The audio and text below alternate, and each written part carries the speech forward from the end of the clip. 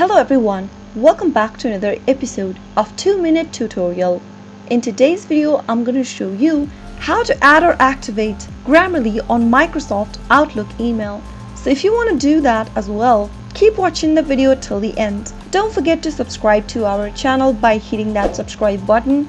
Press the notification bell so that you'll never miss another upcoming upload from us. First, open up a web browser.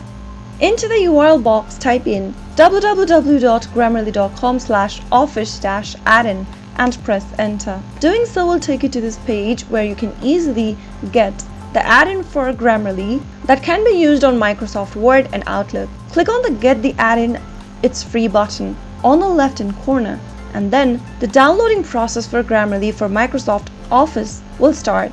Once it is completed, click on it to launch it open. Now, click on the Get Started button and then select the Grammarly product you'd like to install. Since we are doing it for Outlook, let's click on Grammarly for Outlook. If you want to use it for Word as well, you can check both of the boxes and click on Install. Once the installation process is completed, you'll be able to see that you can now easily launch Grammarly on Microsoft Word or Outlook according to your preference. If your application that you are using is already open, you can restart it to activate Grammarly.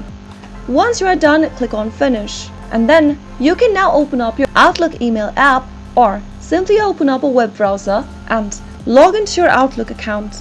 Click on the New Email button located at the top left and write down your email into the text box. Now, also make sure that you are logged into your Grammarly account.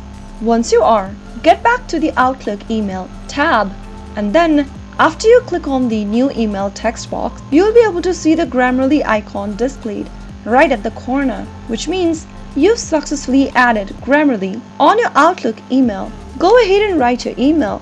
You can now click on the Grammarly icon to improve your writing.